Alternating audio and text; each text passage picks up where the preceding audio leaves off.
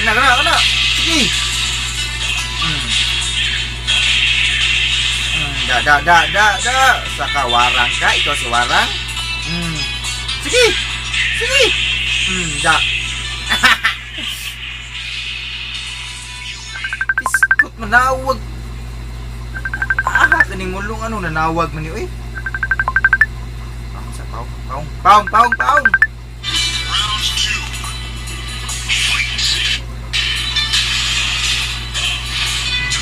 Da, iskot, panawag, Nansoy, mulo, tawag malagi ka.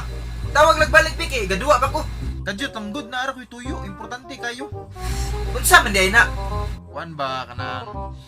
Kamusta naman ka? Taon na sa tawa ka dyan magbalik, no?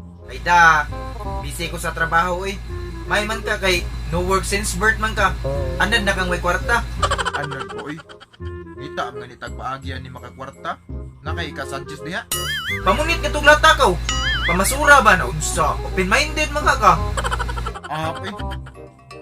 Bitaw Nansoy, nakoy tuyo ba? Unsa man na? Kuan ba? Pautang tag kwarta diha bi. Palit lagi kog sapatos kay ga sale ang Julie's footwear dito sa Lahog.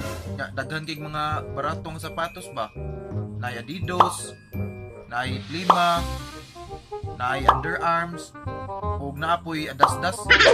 Pilam di mong utangon. Wala ba jud kay kwarta diri ka? Huwat-huwat gini ko maka-payout sa organiko. Labag na. Ay napagdaho mato Adto lang sa pangutang sa lain be. Wa jud kay kwarta diri. Mao ka.